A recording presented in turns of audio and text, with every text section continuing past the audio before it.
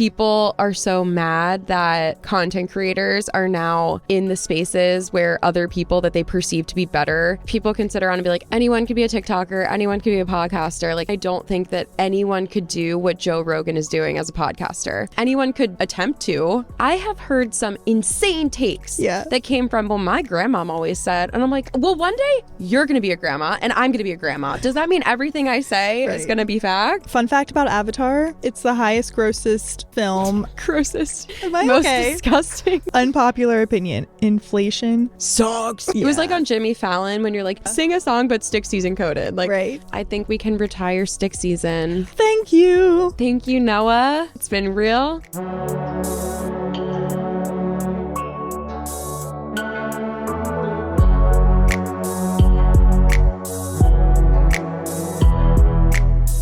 Wow. Hello, everyone, and welcome back to your favorite podcast. It is our podcast, Stop the Internet Podcast. I love your singing intros. Really? Yes, you're so talented. Oh my God, thank you. I was actually recently contacted by The Voice. By Ryan Seacrest. Yeah. Himself. My name is Kelee. I'm Rebecca. Nice to meet you. Please share our podcast with your friends and your family and your loved ones. Yeah. Please. I'm begging you. Okay. Real shiz though, please like. Wait, do likes matter? I don't know. Watch. Yeah. Like, subscribe, leave us 5 stars on the podcast platform or comment on YouTube. That would mean the world to me. Please. I actually realized that I'm kind of a hypocrite because I listen to content, like I consume content, but I don't engage with it. Yeah. So me maybe too. Today I'll challenge myself to go and engage with a bunch of the people that I like. Okay. Because I never do that. I never comment, but I do subscribe. I subscribe too, actually, and I follow people. Yeah. I don't comment though on like YouTube videos or Instagram posts. I know, me I feel neither. like a little awkward turtle. I know, I feel that way too. Can we bring back awkward turtle? Yeah. No, I feel that way too, but now I'm like feeling bad about it because it like brings me so much joy when people comment positive things on our videos. Be the change you wish to see in the social media world. Yeah. Yes. Why did that take me so long? I have an intro that is going to lead into our unpopular opinions. Okay. By the way, today, if you didn't read the title, we're talking about unpopular opinions and we're going to discuss a few of our own or my own. Mm-hmm. And what we were talking about, should I let you say this or should I tell you what you told me? What am I saying? I'm sorry. It's a short thing, but basically I can't think of any. You know, when you like, someone's like, what's your ick or what's your red flag? And then all of a sudden it goes out your brain. Like, I'm just like, I know I have unpopular opinions, but I can't think of them. Yeah, it's definitely something you have to write over time. Yeah. And I had been writing things down like here and there for months and I still only have like 6. Yeah. So yes, I agree. So we're going to be reading other unpopular opinions that we saw in other places. And then I do have some of my own. Okay. Starting out, here's a life update / unpopular opinion. Which she saved for the podcast. Yes. Normally we would debrief for like 3.6 hours before recording. Yes. We're jumping right in. I just got here. Yeah. So I ordered something off Poshmark because I've been into Poshmark recently. If you're looking for something like extremely specific and if you know what size you are, it's great. So I ordered 2 pairs of jeans off of Poshmark. They're both like white-ish, beige-ish. Okay. The first one arrived and when I placed the order, the girl went and commented on the order and was like, you're going to love these jeans. Like, I'll get them out for you right away. I was like, okay, that was kind of nice. Yeah. I received them in the mail and they were like wrapped up, had like a little bow on it and a message, like a handwritten note that was like, thank you so much for your order. Like, I don't even remember what it said. Yeah. And then it was like XO, like Kelly's Closet or whatever her name was. Yeah. I was like, wow, that was so nice and unnecessary. At first I was like, that's kind of pointless. But at the same time, I was like, she seems like a nice person. So I might look at her closet again and see if she has any cute stuff. Okay, cute. Yeah. Okay, here's my unpopular opinion. The other pair of white jeans that I got, I put them in the wash with my Tide Pod, and then I took them out of the wash, found out that the Tide Pod just exploded within the jeans. I guess the jeans had like folded over the Tide Pod. No. It didn't disperse. Like the rest of my clothing in the washer did not smell good. Like it smelled like just like wet clothes. Like it didn't smell like soap. You know how it smells fresh after? So obviously the Tide Pod did not disperse through the washing machine. And my brand new white pants are stained blue in 4 places. No. And I'm just thinking, like, why are we making laundry detergent with dye? Like, why is it a color? Why is it blue? Can't it just be clear? I use the sensitive one, so is it clear? It's clear, but actually now I'm like, well, I wouldn't know if it didn't disperse then, if it's clear. Oh. I wonder if that's happened and I didn't know it. Are they pods? Yeah. I think I'm going to start like soaking them in water so that they completely disperse and I pour it in over the clothes, or just go back to not using Tide Pods and just like the normal the normal detergent. Were they expensive? The jeans? Yeah. The second one that I didn't ruin, no, they were only $12. I think the other ones with shipping and everything turned out to be $30. So that like is kind of expensive. Currently I have them soaking in like an OxyClean bath. Okay. So hopefully Fingers crossed. I know. Hopefully it comes out. And also they're like kind of an off-white, but I would rather them just be white. So I might even experiment with like bleach and like putting them in a bleach bath and seeing what happens. But I don't know. I'm like, why are we making all you hear about in the world of laundry is colors running and how to get stains out. Right. Like, yet we're putting like, how do they make laundry detergent blue? Like, is it dye that they're putting into soap? Like, I don't know. Because why are we putting dye into soap? Or is it natural color of those chemicals? But I kind of don't believe that because it's too perfect. It's like too pretty of a blue. Yeah. I don't know. That's so true. Wait, can I tell a story about white jeans? Of course. That's related to Erin. Oh, wait. Sorry. But when you said that, it reminded me that the little note that I got, it said, enjoy these cute jeans. And of course, I thought of that Kendall Jenner thing where it's like, you're cute jeans. Yeah. Iconic. Okay. Yes. Tell me the story. I feel like Erin and I say this a lot, but like we have such different styles. Yes. And one time we were shopping down at the shore. Everything she was picking up and everything I was picking up, we both like liked it for ourselves, but like hated it just objectively. Yeah. Or subjectively, I guess. And we were at this one store and she wanted these white skinny jeans and I just was like, And she's like, do you think I should buy them? Or like asking my opinion. And I was like, well, like, no, for me, but I love them for you. I don't know why. It's like not a good story, but it's just, okay. It was just funny. Like we were shopping for a couple hours and like everything the other one picked up, we were like, okay. That definitely happens with she and I sometimes. Yeah. If we were to ever show each other clothing items. I wore a dress to a wedding and I was debating like returning it or whatever. And I asked Erin if she liked it. And she's like, no, I think it's not pretty at all. Like, I think it's so ugly. And I was like, awesome. But I seriously think this dress is beautiful. Like, it was actually like kind of a dupe of a designer dress that is just stunning in my opinion. And I was like, how do you think that this is not pretty? But then I just think about like how many people at that wedding like probably thought it wasn't pretty, or like dresses that I didn't even notice other people wearing because I just like don't think they're pretty. Like when I look at a dress on someone else or even an outfit in general, I don't think like ugly. It just like makes me not think anything. Yeah. But then when I see a dress or an outfit that I love, I'm like, wow, I really notice it. Yeah, me too. So I wonder if there was anyone, one, that hated on my outfit, didn't notice it because it was so ugly, or liked it. Nobody told me they liked it though. Aww. It was kind of like a bold choice. My mom liked it though, actually. But yeah, I do wonder about that, about dresses that I wear though. Like, me too. People think they're ugly.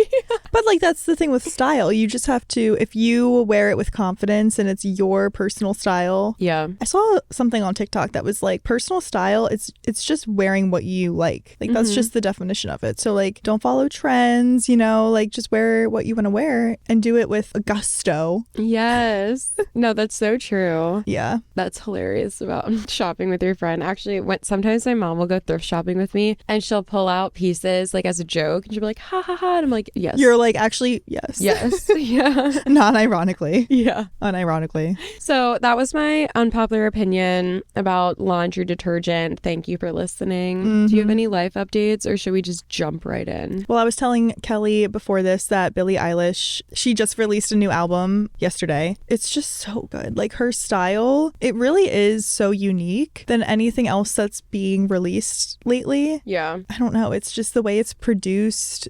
Everything is so like cool. And I was just enjoying, I was listening to it on the way here and I was just like, this is just like an enjoyable listen. Wow. So I need to listen to her more. Yeah. When she first came on the scene, was her first like major hit Bad Guy? No, it was Ocean Eyes. Oh, yeah. Okay. Yeah. I think Bad Guy was when I really like knew who she was. And at the time, I didn't like that song. Now it's grown on me.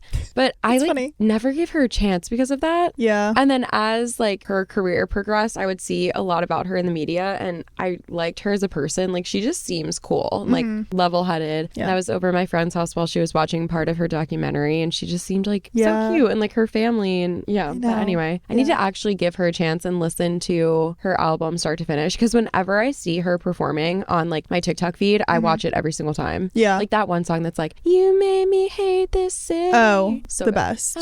What is that called? Happier Than Ever. Oh, wow. I would have never guessed that. Really? No. If you had a gun to my head and said, what is the name of this song? That's so funny. That would have never. Wow. Okay. Wow. That's the name of that album too. Happier Than Ever. Okay. I have it on vinyl. It's a little slower, but it's like really good to have on vinyl, I think. Cute. Yeah. So anyway, but that's my only life update is, I guess, what I'm listening to. Yeah. Love it. I have an unpopular opinion that I think you will appreciate. Okay. And I think it could spark debate. Is this what we're starting with? I think so, if you don't mind. Oh my God, of course not, doll. Okay. Here it is, you guys. Here's my anticipation. I'm going to say this and wait, actually, side note before I get into this, I have been noticing that when people say, it's not even what I've been noticing, it's just common sense. Okay. But when someone says a mistake in like a short or a reel or something or a TikTok, it gets like 10,000 comments telling them why they're stupid and dumb, but the engagement is seriously off the charts. Yeah. So I've been thinking, like, do I do an experiment where in the full podcast, I say it like this? I'm like, okay, you guys, listening to the full podcast, you already know I'm about to say something so insane and then make a reel out of it and see how much engagement I get. Yeah. I want to do that, but I need to think of something funny and wrong to say. Okay. But well, arguably this whole episode, depending on who's listening. That's a great point, actually. That is very true. Whoa. Anyway, my hot take, I was like, let me say this in the form of like a reel so that I can clip it into a reel. Yeah. I think this is interesting. Okay. My hot take, content creators or people in like the influencer space are celebrities. And I think that people hate on them because they're like, they're not celebrities, like they're just a content creator. But celebrities are who we make famous. And in the past, basically like the man or the industry would pick and choose who becomes famous. Like they picked Britney Spears and then she was famous. And there was probably a million other singers that same year that had wonderful voices or they were interesting, but they just weren't picked. They just picked Britney. So I think that celebrity culture changes and these are the new celebrities. When there's such outrage that influencers and content creators are at the Met Gala or the Grammys or all these places where really only like A-lister high status people were invited in the past, people are so angry about that. But I kind of think that's dumb because celebrity culture and the definition of a celebrity and how you become one changes. But I think that's something that a lot of people can't accept. I agree with that. I have a very like conflicting view on this. I kind of see both sides like kind of equally. And the Met Gala is a good example because I think the Met Gala is like this highbrow thing. Okay. So I think when you invite content creators, it like takes it down a few notches and that's what people don't like because they're like, this is a gala. This is like at its core, it's a black tie, formal charity event. So like having content creators there just makes it like lowbrow. Wait, so coming from the standpoint, let's imagine that these content creators are not creating content. Like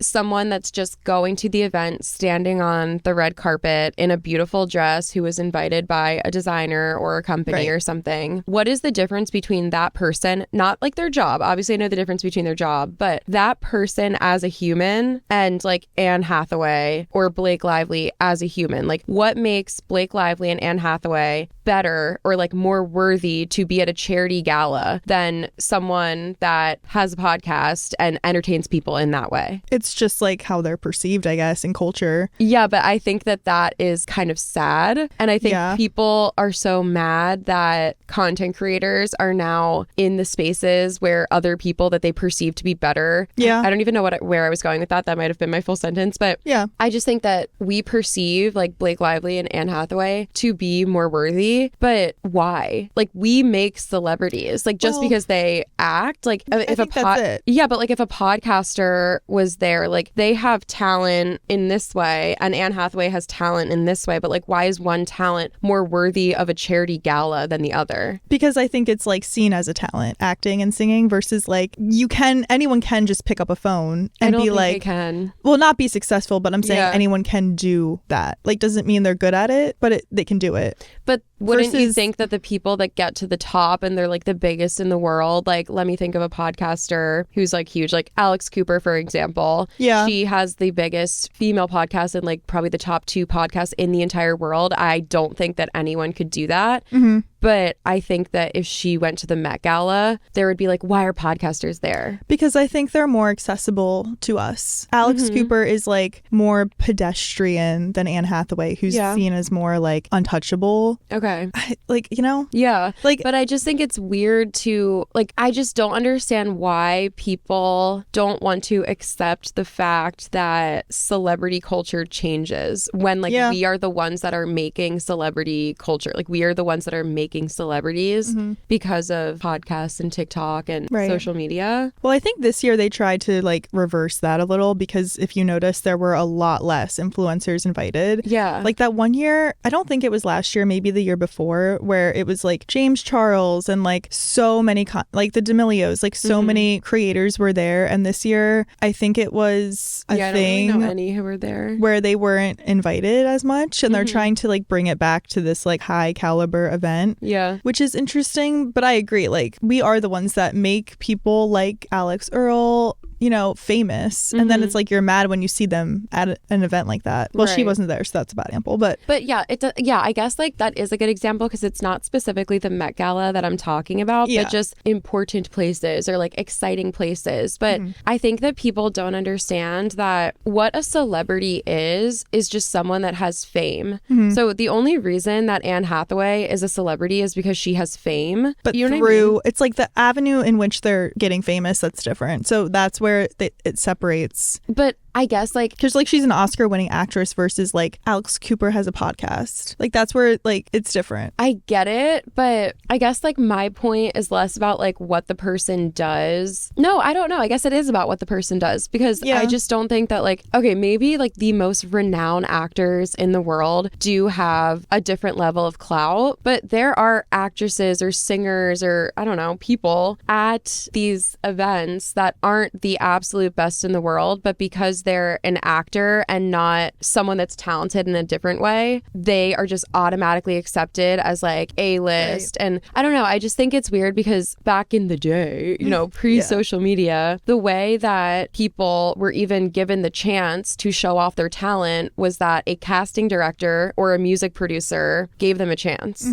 But now everyone has a chance to show off their talent. And I just don't get why people that were picked by like Talent Scout, a music producer, a casting agent, like why do we revere them so much higher than someone that was discovered in a different way? And I feel like people are so angry. Like, I don't know. I just don't think that that's like, I do think that some people get put in these situations and don't deserve it. Like if you just made like a few viral videos, like sure, why are you famous? But also like, I don't know. I think it's also, again, going back to the Met Gala specifically, like it keeps it this aspirational thing. I guess when you start seeing people who are podcasters, who are TikTokers at these events, it's like it blurs the lines more and it's less aspirational, because you're like, well, I could do that. So it's not this like untouchable event that's like, oh wow, like I don't know if that makes sense, but in my head it makes sense. I think it does, and people see it that way. Yeah. But I just don't, I think that's weird, I guess. I don't know. It's really hard to describe what I mean, because even as I'm saying it out loud, I'm like, is this what you mean? Like, I don't think so. Yeah. But But I do think that people, like, there is a difference in like what talent you respect, and people can sit around and be like, anyone could be a TikToker, anyone could be a podcaster. Like, sure, anyone could try it, but I don't think that anyone could do it. Like,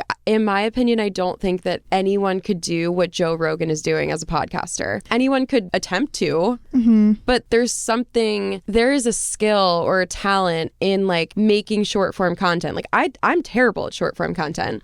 I look at other people that make it and I'm like, it seems easy to make, but I don't think it is. Like, I think that people that make it have a talent. Well, I also think you can't really compare like being an Academy Award winning actress to being a TikToker. Yes, I get it. Or like the talent it takes to be someone like Taylor Swift or Rihanna. It's a little more than just I agree. Podcasting. No offense. Yeah, I agree. But I guess I'm thinking like, I don't know how to describe like, I guess like the root of what I'm saying, like these are all kind of examples, but the root is like a celebrity is just a famous person, and the way that people get famous changes, but people don't seem to want to accept that, I guess. No, I see your point. I think listen, like this could be something that we go in circles about like for hours, but it is interesting. Yeah. Yeah. Okay. That was my first. I don't think we really came to a conclusion. No, but that's fine. There like isn't the a conclusion. Yeah. Exactly. Yeah. Okay. I probably am going to listen back to this and be like, what the hell are you saying? Same. I know, but it's fine. Yeah. We got there. I don't know if we did, but a little bit more. Maybe I'll listen back and then I'll be like, okay, wait, yeah, that's half of what you meant. And then I'll be able to clarify in the future. In post. Yeah. I'll like pause the video on like a split or like a freeze frame. Yeah. Yeah. Stitch this. Should we kind of like rapid fire unpopular opinions now? Okay. This one from Reddit: replacing swear words with PG versions sounds way more offensive than actually swearing. Wait, it kind of does. I thought about myself because I'm like, I say frick all the time. And I'm like, that probably has more of a punch than, or I guess offensive, they mean also just like cringy a little bit. Like, gee willikers. No, I do think that as a child, swear words have more of a hit. Yeah. But then you graduate to being an adult and people swear so often that it doesn't even matter. Yeah. And also, it's crazy to think about what a swear word is. I know. Like, is there ever going to be another one that's as like hard hitting as like the F word? Probably not. Like, how do they get, I mean, obviously we know how they get formed, like over history and stuff, but like, yeah, people make up new ones. Like douchebag, I feel like is a newer one. Sure. Or like, what do they say? I feel like there's made up words in songs that became swear words, but they like don't hit as hard. No, they don't. It's so funny. Wait, that is so funny. I say frick all the time too. We both do. I also think that if you can make a point without using swear words, the point is probably way better. Yeah. So maybe that's why. Yeah, I kind of agree with that actually. Yeah. Frick. I also started saying, I started saying frick and shiz ironically, and now I can't stop saying them. Like I say shiz all the time and I think it's so funny. That's and how it just happens. like rolls off the tongue too. You say it ironically and then it's like part of your vernacular. Yeah. I feel like this with it's giving. Yes. Like now I can't stop, but it started ironically, I swear. I know. I also say this is everything. I'm like, your sweatshirt is everything. Yeah. I am not a millennial. I am Gen Z and I don't care what anyone says. I'm a zillennial, I think. You're a mix between the two? Yeah. Okay. My humor is more Gen Z, I think, but like I have some millennial tendencies. Okay, like what?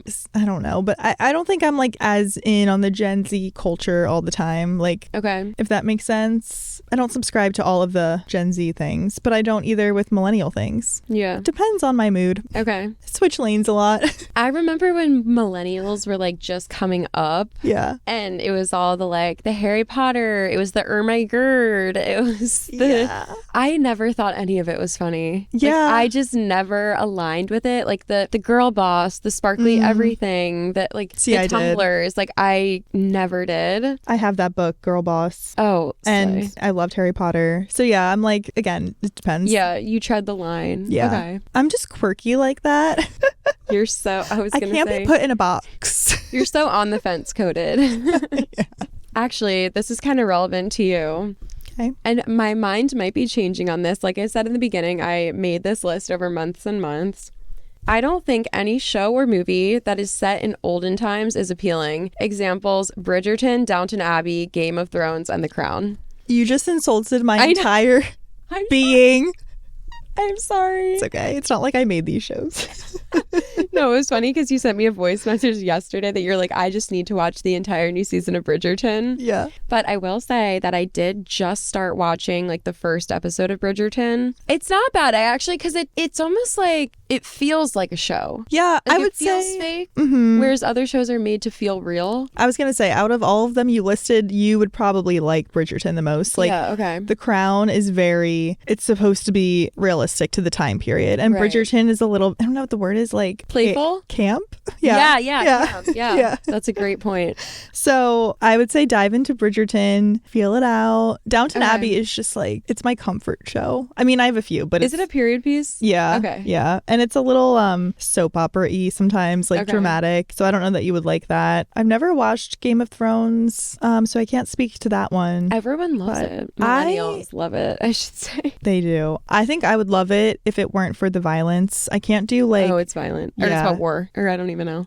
It's like a fantasy. It's like Lord of the Rings vibes. Okay. But Lord of the Rings isn't like gory. Like Game of Thrones has like a lot of violent themes from what I've heard. And I'm just like, I don't need to see like people like... Yeah, you know, I agree. I'm a little squeamish. So, yeah, start with Bridgerton. Okay. Wait, let me know. Okay. I love it so much. Okay, I actually will give it a try because I want to expand my palette. But yeah, whenever there's a period piece being talked about or put on the screen, I'm just like, oh. Are you a Jane Austen fan? Pride and Prejudice. You know what I mean. Emma. No, I've never read them. Well, should I? I don't know that you would like them then, but maybe the movies. Okay. Emma is very camp. Like, I think you would like that one. Okay. It's more playful than Pride and Prejudice. Is it like Jodie Picoult? Pride and Prejudice. Why can't I say that? Because you have no prejudices, so it never even crosses your mind. Wow, you're so right. Did you say is it like Jodie Picoult? Jodie Picoult, yeah. No. Oh. Okay, never mind. Moving on. Because I think I would like it then. No, ma'am. Okay. But it's okay. You don't have to like it. You can like what you like. Yeah, facts. That's my opinion. What even do I like? I don't even know. I like, my one friend told me that I like movies that are for like the bros or 12-year-old girls. Okay. And I kind of think that in a way. Like, actually, I don't know about fully bro because I never watched like the Fast and the Furious. I have no inkling to watch like action movies really. Yeah. But I do like 21 Jump Street. Like, I think that movie's so funny. And I also love movies that are made for 12-year-old girls. Aquamarine slaps. Yep. And I've talked about it before and I'll say it again, but She's the Man is amazing. But I also think She's the Man is rom-com girly coded, but I don't think it is. I think that it's just funny and almost anyone, any gender, any age maybe could find it funny. Yeah. Okay. Yeah. Can we watch Aquamarine next weekend? Oh my God, we should. Okay. I love it. Aquamarine, seriously, I could quote it like the back of my hand. Wow. Beauty Shop that's another one of my favorite movies that we've spoken about on the podcast. And I wouldn't say that's bro or 12-year-old girl, although I watched it as a 12-year-old girl. So. Right. Yeah. Okay. Another one? Yeah. Another one. Okay, this could be interesting. People are blindsided by nostalgia. Older classics are not automatically better. So this person was talking about movies like Citizen Kane. We don't have to get that like into it, but I just think it's an interesting point because some of these comments were saying how like this is really like niche, but older movies had fewer cuts in the edit. So actors had to actually act out the scene rather than the camera cutting every 3 words. Wow. So the modern style of editing has ruined our attention span. True, but the older classics are the measuring stick against which the new movies will be judged. Some people prioritize style, others substance. This one person commented, "How old are you, OP?" Wait, I think that's a great point, though, actually, about the less cuts. Yeah, right? Because I just made a TikTok about this. I didn't post it yet, but they really do not make movies like they used to. Right. Like, there is a different vibe. And maybe that, going back to my first point, maybe that is why older actresses that acted like 10, 20 years ago, or even more than that, are more renowned, like Anne Hathaway. Yeah, I feel like I use the worst example about, I should have like compared it to like, no, Zendaya. I was going to say Zendaya, but that's she's a queen. Yeah. Who's like a normal level celebrity. Honestly, Blake Lively. Like, I think she's an amazing actress, but she's not like the best that ever lived. And she seems normal to me. Yeah, and she's actually not in anything that's like world-renowned movie. Yeah. She's in like very normal movies. Age of Adeline, A Simple Favor, like good movies, but not like... They're not going to be remembered in history the way that Princess Diaries would be.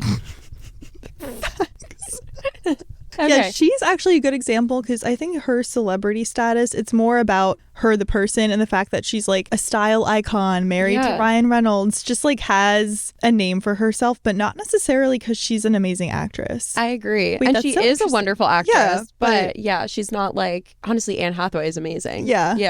This title of the episode should just be Anne Hathaway. It should be why Anne Hathaway is queen and why Blake Lively is average. Yeah. I was going to say, going back to your point that you just made, I actually think that's a great point. Like, classic movies aren't better. Aren't always, yes. Wait, that's so, because if you think about old movies, like if you pay attention to the editing, it is different. It's like not as many cuts. Like, that's so true. I've never thought about the cuts, but now I'm going to think about that the next time I watch an older movie. Like, it's almost more awkward to watch sometimes. Like, if we're going back to black and white movies. Oh, yeah. Okay. I don't even watch. Well, I don't either, to be honest. But just like old timey like that, it's not as quick between scenes. There is so much more time in between like lines and dialogue and stuff.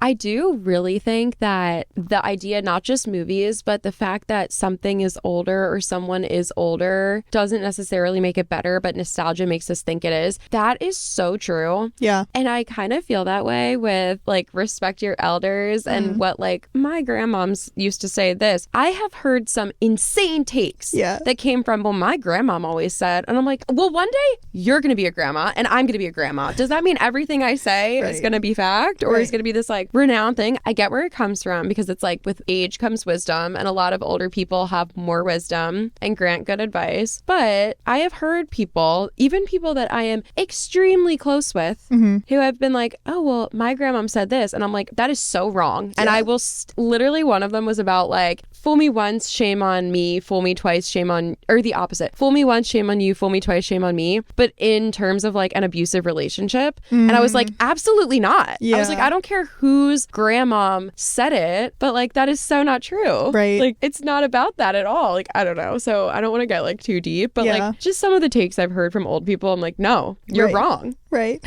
Okay. That's a good point. And I'm sure it's the same with like movies where people look back and they're like, this is the best movie ever. Music. Music for sure. Yeah. My TikTok was about Titanic, and I actually think that was one of the best movies ever made. Me too. And, okay, I'm going to post my TikTok today, so when you guys listen to this episode, go back on my feed. I love that movie. It's not one you can watch a lot. But... Oh, really? I watch it all the time. Oh, you do? I could watch it all the time, yeah. Do you get sad? So, the song, like... Yes, it's weird, though, because I feel like I've reframed Titanic in my mind to not be a sad movie. To me, it's more just like an incredible movie. And I don't know why I'm obsessed with it. Like, I went to Vegas, and I went to the Titanic exhibit and I like walked through the whole thing and saw the real artifacts, and I eat it up. Anything Titanic. I went through a big Titanic phase and end of high school into college. Okay. I was like reading all these books. I was watching the movie. Yeah. Everyone goes through that. Titanic phase. It's a canon event.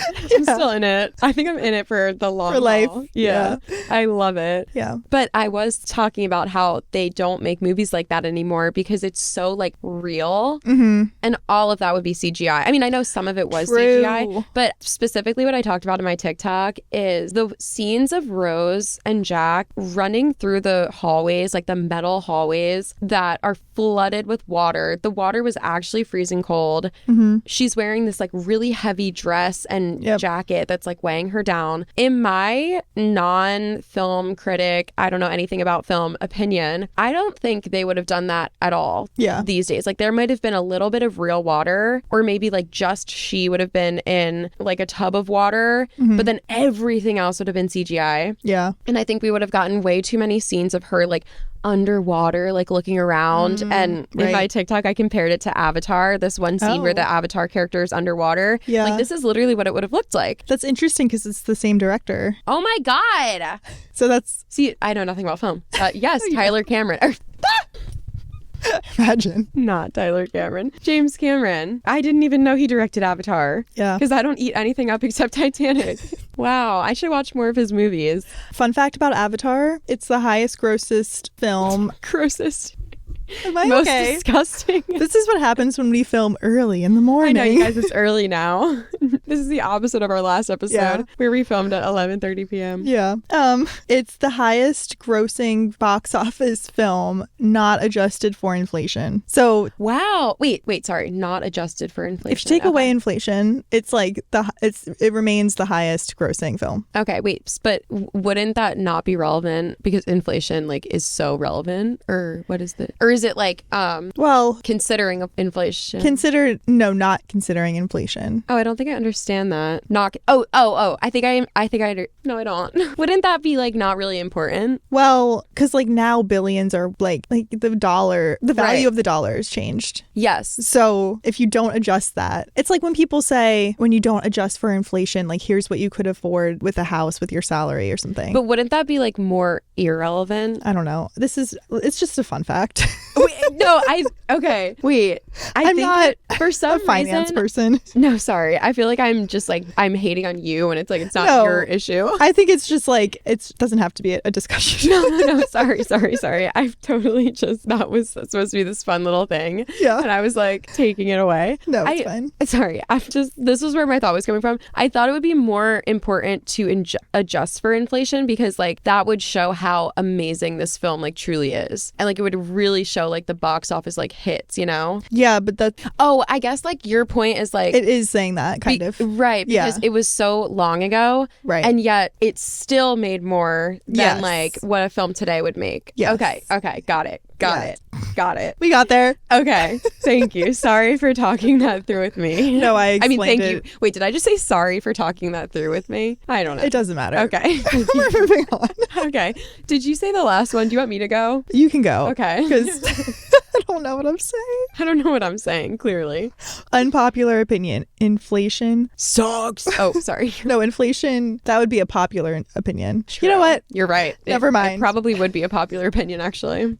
Also, I'm really fidgety this morning. Really? It's just so early in the morning. I haven't noticed. It is so early. You guys guess what time it is? It is 12:02 p.m. It's noon. But for some reason, it felt like we got like such an early start. I think it's because it was rainy. It's rainy. It's a Saturday. Yeah. Anyway.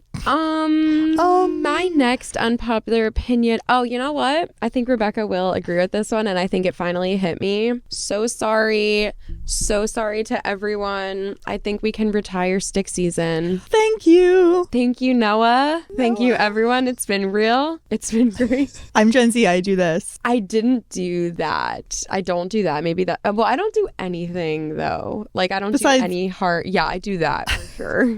If you're listening, I'm so sorry. Yeah, right. Well, it makes sense if you watched it. Were you a stick season fan? Are you a Noah Kahan fan? Okay, yes. So right when the song came out, I had discovered it through this guy, and then it became popular like 6 months later. Like I remember 6 months later. Oh, she's quirky. Yeah, slay. I wish I could take credit for it, but I didn't discover it on Spotify. I discovered it through like this guy. But anyway, so like 6 months later, I remember being at my friend's birthday party and I put it on, and then everyone was like, oh my God, what song is this? What song is this? And I was like, they were like, how do you know this song? At that point, I thought it was already popular. So I remember being like, oh, I think everyone knows this song. And everyone was like, no. And I was like, no, definitely literally everyone knows this song. Yeah. But then it was like 6 months after that, or like 5 months after that, I don't know, it became like insanely popular. And it was like last summer, I think, was when like, or wait, not even last summer. I don't know. My timeline is off, whatever. It was when that song blew up. Like I was just a little bit before that because of not my, like it wasn't because of me. It was because some person randomly showed. I wasn't the cool one. Yes, but anyway, yeah. But then it became like insanely popular. And I was like, oh, okay. Right. Now it's but now really you're popular. over it. Now it just got to the point where I'm like, all right, you guys, like if you still think this is the best song ever made, like get with the times, because I've known this song for 3 years. Yeah. It probably came out like not even 3 years. It's okay. I don't know. Whatever. But I just saw like another video of another artist singing a song with Noah Kahan. And it wasn't Sixth Season, but it sounded exactly like it. Was it Kelsey Ballerini? Yes. Yeah. I just saw that TikTok. Because I love her. I know. I don't even want to like hate. It's just not my type of music in general. Like yeah. country, folk, It's not for me. I do like it, but there was just something about like it's weird because I love Kelsey. What is her song? Playing Home in a Penthouse. That is such a good song. It's about like her divorce. Okay. And then she sung it at the VMAs or like, I don't know, Grammys, some like live music thing. And her live voice is incredible. Like, I just think she's so talented. So I feel bad that this video was the one that sparked my like, all right, let's wrap it up. Yeah, but it's okay. It just like sounded like she was singing something that sounded like I didn't even really watch it, but like her song, but it was like Stixies encoded. Like it was like on Jimmy Fallon when you're like, sing a good song, but in like this time period. It was like, sing a song, but Stixies encoded. Like, I was like, you guys, like, no, I'm hating. I'm going to change my mind on this in like 5 minutes, I think. It's okay. You can hate. I mean, this is what this episode is all about. It just like finally struck me that I'm like, if Stick Season came on my shuffle right now, I would skip it. Yeah. So glad we arrived there. Yeah.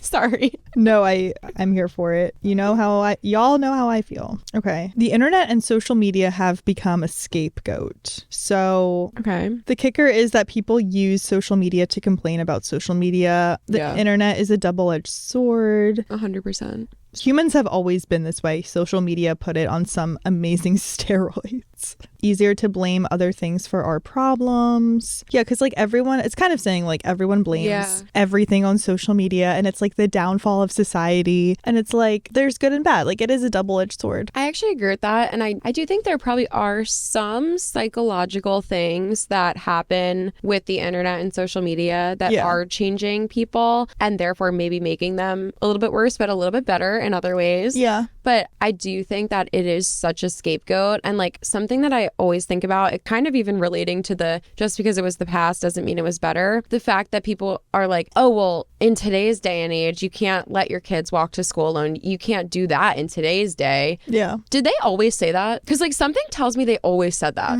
I don't know. Right. Like, is it really? I mean, I know the world is incredibly different than the way it was 20 years ago, but like 20 years before that, like, was it even better? And then 20 years before that, was it even better? And it was this perfect place that nothing could go wrong. Like, no, I think it was probably always bad, but in like other ways. And I just really, really wonder when the phrase like, oh, well, in today's day and age, you can't do that. When did that start? Because I think they probably said that forever, and they will say it forever. True. No, that's a good point. I don't know if that's true though.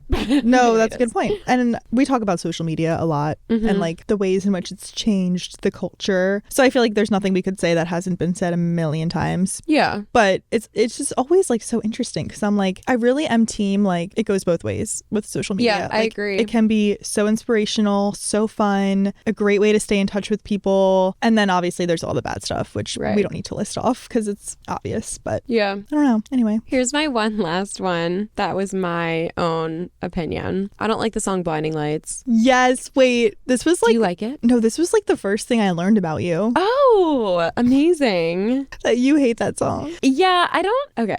There's a difference between hate and like, I really just don't like it at all. And I would skip it every single time because there are things that I hate. Can't really think of one right now.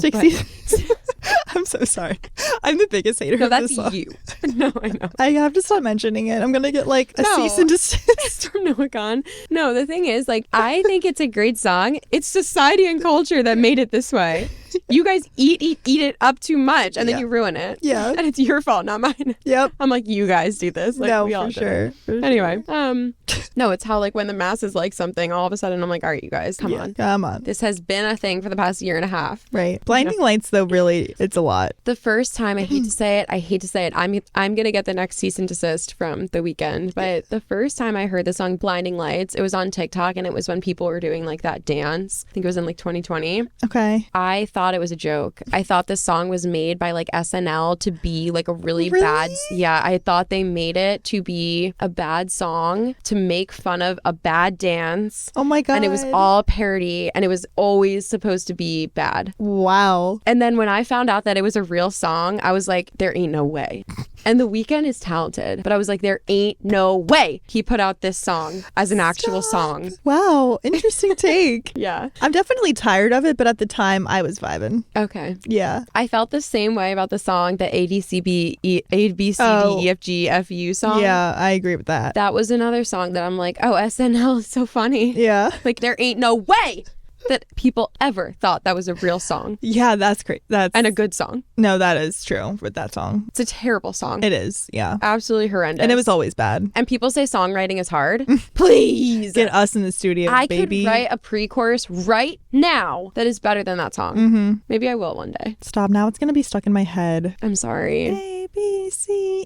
And also, for all you haters that said there actually isn't any way that I could write a song, I have been writing songs, and I've been sending voice messages to Rebecca in the same way that Taylor sends them to Max Martin, Aaron Dessner, and Jack Antonoff. And I play the piano for her while I'm recording it, and I'm like, oh, maybe just something like this. And I'm like, no, sorry. A C there instead of a D. But one day, we'll see her at the Grammys. One day, I will stitch all these little pre-choruses together, and they're going to be a song that's going to eat harder than ABCDEFG, whatever the hell. Yep. And Blinding Lights and Stick Season combined. Mic drop.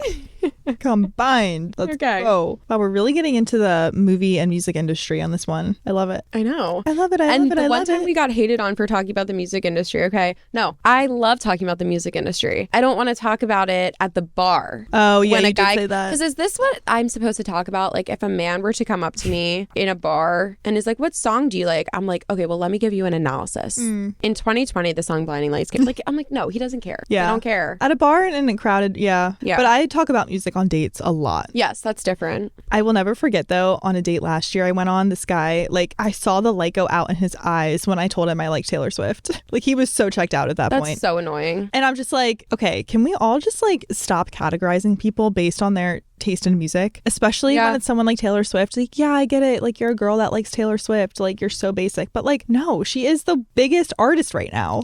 So in like the world. I just like the look on his face, he was like, oh, like, you're so that annoying. girl. It's like, yeah, you know what, I am. And I'm also this girl and this girl and this girl, so period. Slay. And I'm like, what do you like a man equivalent? The Weeknd? Yeah. Like, groundbreaking. Do you really like pop music as a man? That's problematic. Nirvana or something, he was gonna say. Nirvana. Talking Heads, like, you're quirky. Yeah. The Strokes, like, haha, never heard of them. Please. Not one thing. I'm like, the only thing. I was just about to be like, the one thing I love about my boyfriend. I'm like, no, there's many. But one thing is that he's never made fun of me for talking about Taylor Swift, liking Taylor Swift, like anything, nothing. Yeah. I'm like, okay, a real man finally.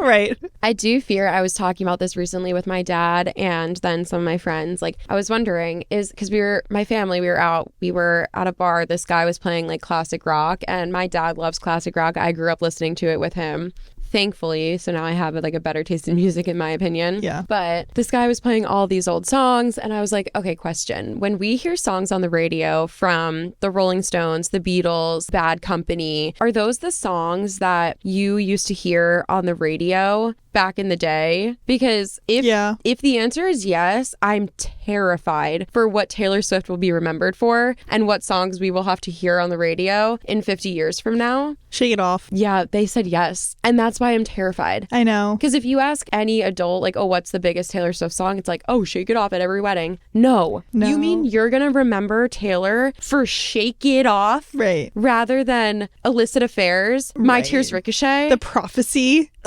But Daddy, I Love Him, like, which sounds like a joke song, but if you listen to it, you're like, holy shit. Like, no, All Too Well 10-minute version. The idea you had of me, who was she? An ever needy, ever lovely jewel whose shine reflects on you. Like, but we're gonna remember, shake it up, shake it up. No, please. Well, maybe we would hear All Too Well. I think that one is like staying. Okay. But yeah, I think it's gonna be Blank Space, Shake It Off, probably even like Trouble, Wildest Dreams. 22. Yeah. But I think Blank Space is an incredible song, so I don't want to hate on that. No, I do too, but it's like the most overplayed songs is what we're gonna hear. Yeah. No, that's terrifying. Love Story. Like, sorry, I can't hear Love Story again. No. Ever. No, it's insane to think about. And the fact that we're never going to be able to look back and listen to actually her good music. I know. In a bar in 50 years when there's somebody just like singing all the popular songs. But even now you hear Shake It Off at the bar. And I'm like, can we not? Are we not past this? No, I know. There's a bar down the shore that we'll go to, and there's a guy who plays music, and like all of our neighbors go, and like we know him, so he like takes our requests. Yeah. 2 summers in a row I said Taylor Swift, both times Shake It Off. I'm like, you know what, I'm gonna stop asking you. Yeah. Can you please play something that's actually good? And all of her songs are easy to play. Anything, honestly, any one of her songs I would rather hear than Shake It Off. Maybe not This Love. Okay, fine. Even this love. No, please. Remember when she was in Philly and we were like, I swear to God, if the surprise song is this love? No, And I think it was, right? The next night. It was literally the next night. And I was like, I accidentally manifested this for them. And I'm so sorry. Because all I thought about for a year leading up to this concert is, can it not be this love in Philly? Philly, not this love. And in my mind, I'm like, Philly and this love, they're the same. Yeah. And then what happened in Philly night 2? But she sung this love. And it wasn't us. It wasn't us, thank God. You're right. You did manifest it for night 2. Yeah, I'm sorry. Sorry, you guys. Genuinely sorry. Yeah. Because we got Gold Rush. Oh my God. The fact that we got Gold Rush is insane. Wait, what else did we get? We got an old one. Come Back, Be Here. Yeah. Yeah, which is also a great song. So good. Not one of my top 10 of her, but it is nostalgic and we will never hear that song live again. No, for sure. Which is really cool to think. And I'll take it because it's Red, which is my favorite album besides, well, I think it's on par with Folklore, but like Reputation is number 1 for me. Oh my God. And then like Folklore and Red are tied. I love Red. Reputation TV will end me though. Yeah. And also give me life. I've been saying that. Same. Oh, trust. I did something bad. The Vault, like. I can't even imagine. I can't either. It's gonna shake Earth's core. I hope it finally gets the recognition it deserves. But also like, where were you in 2017 when that dropped? Because I know where I was and I was appreciative and everyone was like, what is this? I was in Target buying the CD that's still in my car. I was buying 5 different versions because I stand from day 1. Facts. Where were you? They're like, I'm going to be clicking off this podcast. Yeah. Just kidding. They're like, I'm tired of being insulted now.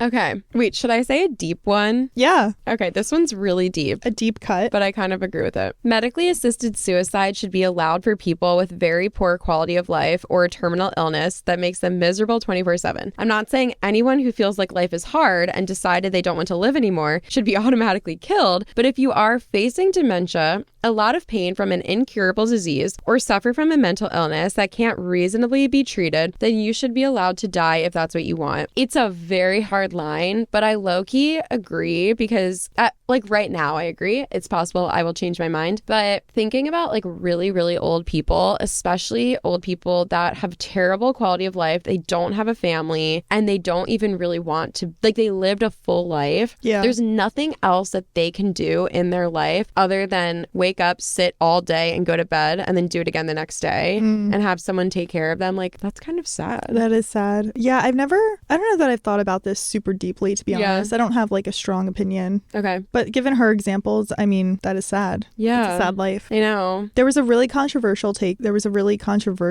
example of this that just happened in, I want to say Sweden, somewhere in that region, because it was like a young girl, but she had now I'm like, I don't want to like make assumptions based on a foggy memory, but I don't know, you can look it up. It like just happened because I think she had an accident or something that left her with a mental illness that was like irreversible. Like she was so depressed, like extreme, and she was supported, I think, by her parents to do it, but it was like an uproar because she was like really young. Yeah. But I don't know, it's like in that case, I don't know. It's like, what's the difference between on life support and I pull the plug?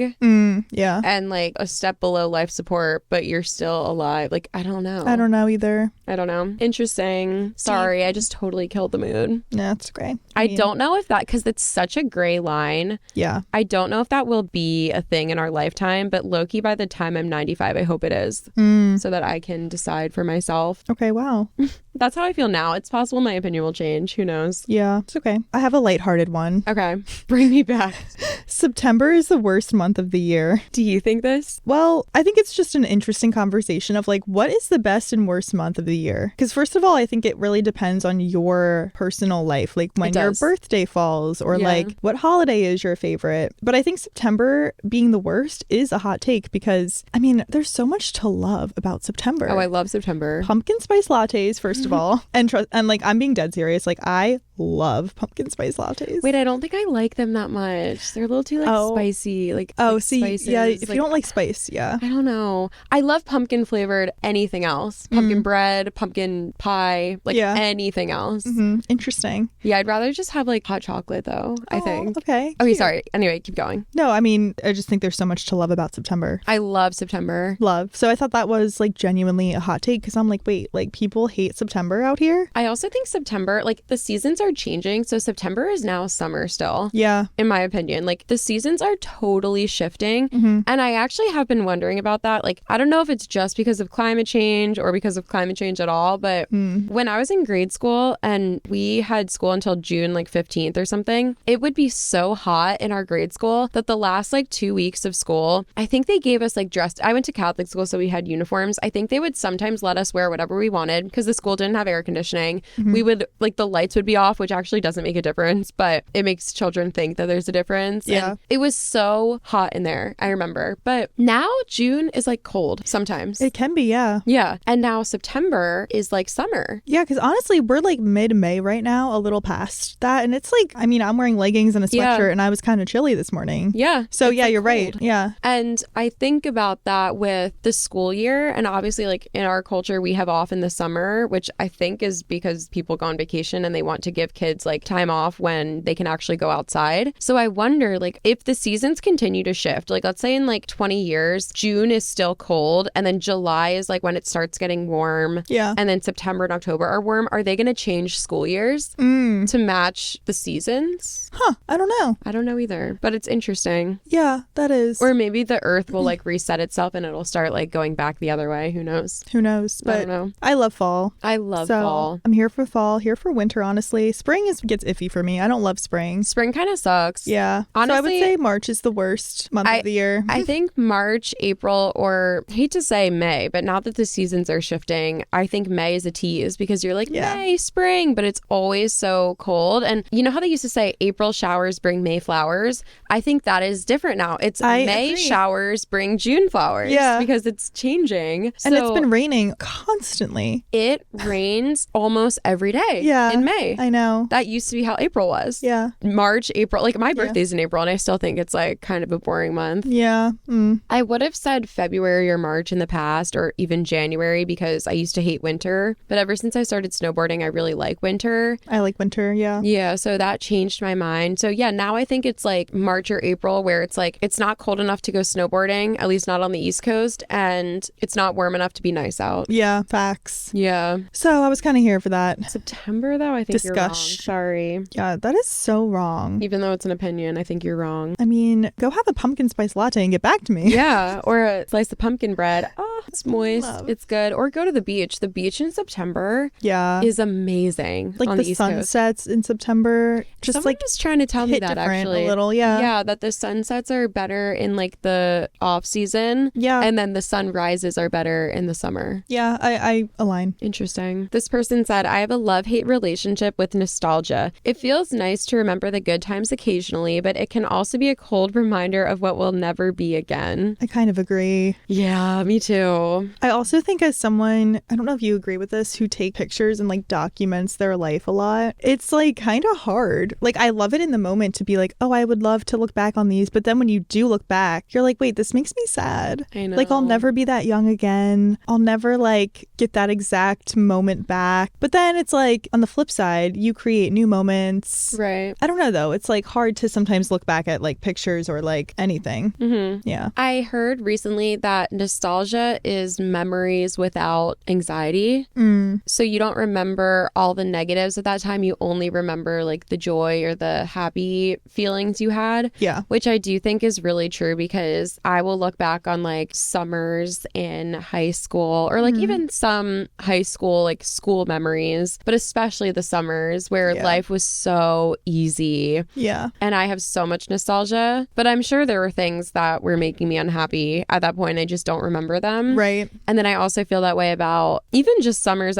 All of my nostalgia comes from summers, I think. Aww. Yeah. But even a few years ago, I was just listening to Justin Bieber's album Justice, which is one of the best albums of all time, and I'll die on that hill. I was listening to it and thinking about how easy my life was that summer that it came out. Because it was right after the pandemic. So I wasn't super busy in my job. Like it was when like life was just becoming like normal again. Right. And I was like, wow, that was so easy. But I'm sure like in 2 years from now, I'll look back on this summer and be like, wow, it was so easy. Yeah, right. Yeah. Exactly. I know. I remember I was at a destination wedding that summer shooting it, and it was so fun. And the girl that I stayed in a hotel room with, we both loved Justin Bieber, so we were listening to the album in Bermuda, and it was just like so fun. And I'm like, wow, that was so great. But I'm sure I was, actually I know I was so stressed because it was still like the pandemic, and the traveling with the pandemic was just insane. And but I don't remember that. I only remember like the Justin Bieber of it all. Right. Oh, that's cute though. Yeah. I feel that way with many different years in my life. Yeah. Like, oh, I only remember like the good times. And it's like, well, that was kind of a hard time too. But that's a good thing, honestly. Yeah. Doesn't that kind of give us hope in a way? Like, or shouldn't it give us hope? Because when we're dealing with all these hard things right now, like hopefully in 5 years when we look back, we will remember these moments and the happy moments, and we won't remember these like irrelevant feelings that aren't long lasting. Yeah, for sure. Love it. Okay, well, this is like what we kind of talked about, but meeting celebrities shouldn't be emotional. I see a lot of people who meet singers or actors that just break down and start crying. Why? They haven't done anything. That's not true. They've done a lot, but they're just people. Wait. Celebrities are just people, but Addison Rae can't go to the Met Gala? They're just people. I know. No, you can't have both. You can't have it both ways. It's one or the other. This person says it's a mix of the impact the celebrity has had, but also parasocial stuff. I kind of agree with that, because it's like, yes, they've made an impact, but like some people do take it too far. Oh, 100%. And it is that parasocial relationship that you have in your head of like, it's what we were talking about that one time with Taylor Swift when they broke up, her and Joe, and people were like bashing on Joe, and it's like, you don't know this person, and you don't know what he did, you don't know what she did, so like I just think it's like a mixture of both. But I think celebrities have made an impact, so I do understand the crying and the emotional attachment, but sometimes it is taken too far. I don't know if I would cry though if I met Taylor Swift or someone. I 100%. But I'm not like a crier. I think I would just be like really energized. I cry thinking about meeting her. Like I think about what I would say, or like if I saw her walking down the street. Yeah. I think Taylor would be like, I wouldn't cry meeting everyone. I actually, when I was listening to Justin last night on my drive home, I was thinking about what I would say if I met him, because I'm like, I need to tell him this album is amazing and it's everything and it's like one of the best albums ever. So I was thinking about that, and I was like, no, I would totally be like, Justin, I'm sorry. Like, okay, I've actually thought about this. This was going to be one of my intro topics one time, but I've thought about like different scenarios with meeting celebrities and like what I would say to them in each scenario. If I saw Justin Bieber in a restaurant, I don't think I would say hi to him. Yeah. But if I saw him walking down the street in New York or LA, I would be like, Justin, I'm sorry to bother you. I just want to say I'm a huge fan. I love the album Justice. I'm so sad you had to cancel your tour, but like, I hope you're doing well, or like something like that. Yeah. Because I think people, I don't know, that's kind of how my dad, I remember we met famous people earlier in life because my mom's coworker's husband worked for SNL. He was a camera guy. Yeah. So one day when we were in New York, he took us up to the SNL stage, and everyone there, like it was a Friday, so they were rehearsing for Saturday, and it was so cool. Just everyone there had an insanely important job on SNL. Yeah. The actors were there practicing, and he was saying like I didn't really understand it at the time. I was so young. Like that was totally a time where I'm looking back, I'm like, damn, I wish I knew then what I know now. But it was so cool. And I remember my parents asking him as a camera person, how are you allowed to interact with the celebrities and the guests and stuff? And he said, for the most part, I don't say anything because it's just a job and they're just doing their job. But there are a few standouts that I like have to say hi. Examples would be Billy Joel, Elton John. And those are the people that I forget if he said they were actually on it or if they would be on it. He would go up to them or he has gone up to them and said, hey, I'm a huge fan. Yeah. Can I shake your hand? Like something like that. And I remember always thinking about that because if you're a celebrity, you have to know that like your fans are the people that make you famous. So like you kind of have to be okay with them saying like, I love you. Like I like no, for sure. Yeah. Taylor, on the other hand, I would like sob, I think. I don't know. Would you go up to her in a restaurant? The restaurant's tough. I don't think I would go up to her. Okay, Taylor, I wouldn't go up to her in a restaurant, but I would walk out at the same time as her. Or I would watch her get her bill and I would run out and be in the entrance of the restaurant when she's walking out. I really would. I would be crazy about her. But there's a really small few probably that I would do that. Right. And she might be the only one that that comes to mind. Yeah. And like even someone like Beyonce, I would stare at her the whole time because it would be so hard to not look at her, but I wouldn't even do that. No. I wouldn't go up to her. I would like in a restaurant. Yeah, no. Yeah. Even if I saw Beyonce walking down the street, I don't think I would stop her. I would stare at her and like gawk at her beauty, but I don't think I would say anything. Yeah, I don't think I would stop most people people at this point in my life. Maybe as a teenager or early 20s, but now I'm kind of like, okay, that's cool, but like I don't need to like interrupt your whole day or be that person. Yeah. Even though that like most people are those people and they're used to it. Like most people are those types of fans, I think. I think most people honestly are the type of fan that's like photo. Yeah, and they're like, can you just like relax? Like I've actually watched videos of Anne Hathaway. Yeah. It always comes back to Anne Hathaway. Yeah, literally full circle. She gets out of her car and she says, you guys, thank you for coming. This is how we're going to do it. I'm going to start here. Please be quiet. And like, she's so elegant. And yeah, I think because most people are like that. Most people are like screaming, asking for favors. Yeah, like autograph. I'm like, autographs also just seem so outdated. Like, why do we need an autograph at this point? I have Taylor's autograph. I bought it in high school. It was $35. I have Emma Watson's autograph. Emma Watson. From what? Oh my God. I don't even want, it's like embarrassing, but I like was so obsessed with Harry Potter in elementary school. And at the time you could write to Warner Brothers, I think, and they would send you like, not a headshot, but like photo, a picture of the cast with their autographs. That's so cool. And I have the three of them. That's so cool. And I was so into it. I was like writing letters to like all these like studios. Oh, that's such a piece of like history, honestly, because if you like Harry Potter or not, it's iconic. Yeah. And it's a part of like cinematic history. I wonder where it is though. It's probably in my parents' basement somewhere. Oh my God, you have to find it. Yeah. Oh my God. That's so cool. I have Keke Palmer's autograph too. Oh. Because she was at the Thanksgiving Day parade in Philly. Yes.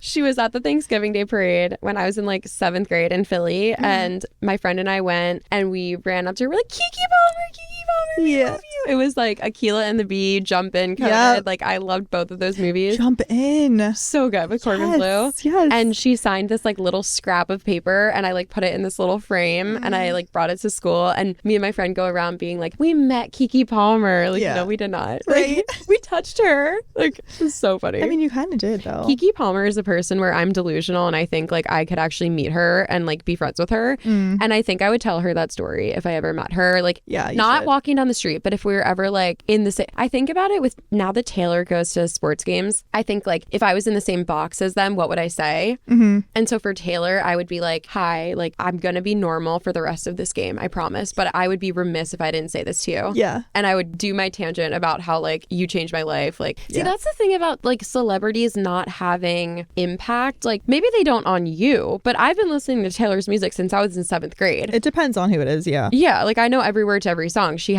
out of any artist, she's had the biggest impact on me. So she's had a ton of impact. Right. And I feel like a lot of people could say that as well. For sure. I don't know. Okay. For sure. Okay.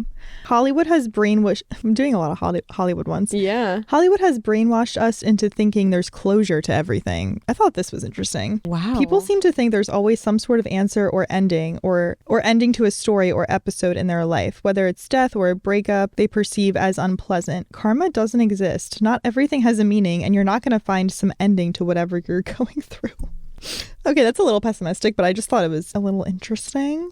This person said, I think the human drive to find deeper meaning predates the movie camera. Yeah, that's true. Yes. Almost like stories have a structure. Oh, so like your life doesn't always have a structure, I think is what they're saying. Like there's not always a resolution to the problem. But yeah, that's kind of it. That was my first thought, was I would be curious to know if humans and the way their minds think on that sort of idea, did that change after movies became so widely produced? And I would think that no, honestly. I think that person's just guessing that. Yeah. And I don't think that's necessarily true. I also wish I had an example at the off the top of my head about this, but I do think in modern TV and movies, maybe more so TV, there's a lot more open-ended endings now. Like not everything is wrapped up super nicely. Yeah. I'm trying to think of like an example. I feel like there's so many. I see what they're saying about the closure thing though, because I noticed this even when I was a child or like a teenager. Every single movie you watch, the first 3/4 of it are happy. Yeah. And then 3/4 in, there's a problem and they get really sad for 15 to 20 minutes. And then the last 15 to 20 minutes, that resolution. Yeah, it comes to a resolution. That's every single movie. Yeah, I know. Almost. I know. Every rom-com, like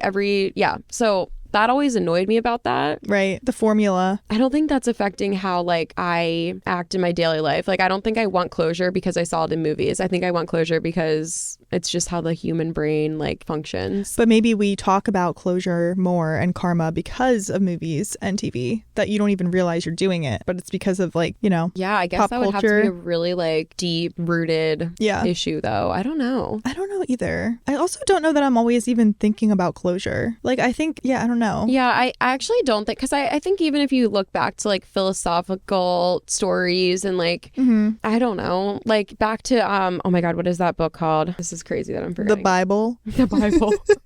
Yes.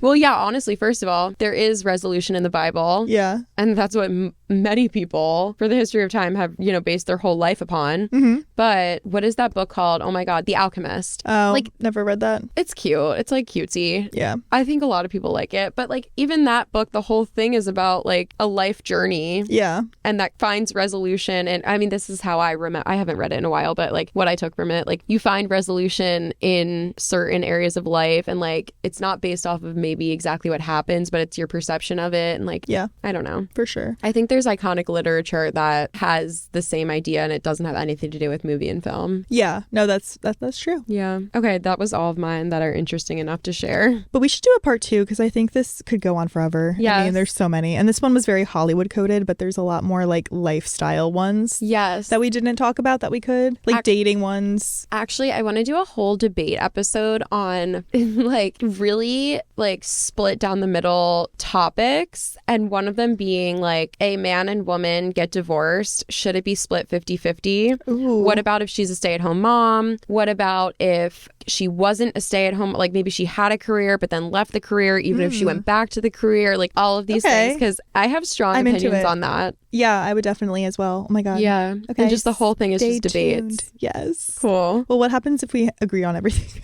Then we know that we're right. Yeah. And there's no other way. Knowing us, we probably will agree on that stuff, but who knows? Right. We didn't agree about a lot of stuff today, I think. Yeah, that's true. That's true. Yeah. I don't care about Justice by Justin. So sorry you feel that way, but it's a no skip album for sure. Okay. You're insane. I'm getting offended. And on that note, thank you so much for listening to our podcast. Tell us all of your unpopular opinions and we'll debate them next week. Yeah. Maybe. Thank you for listening. We love you. We appreciate you. And we'll see you in the next one. Bye. Bye.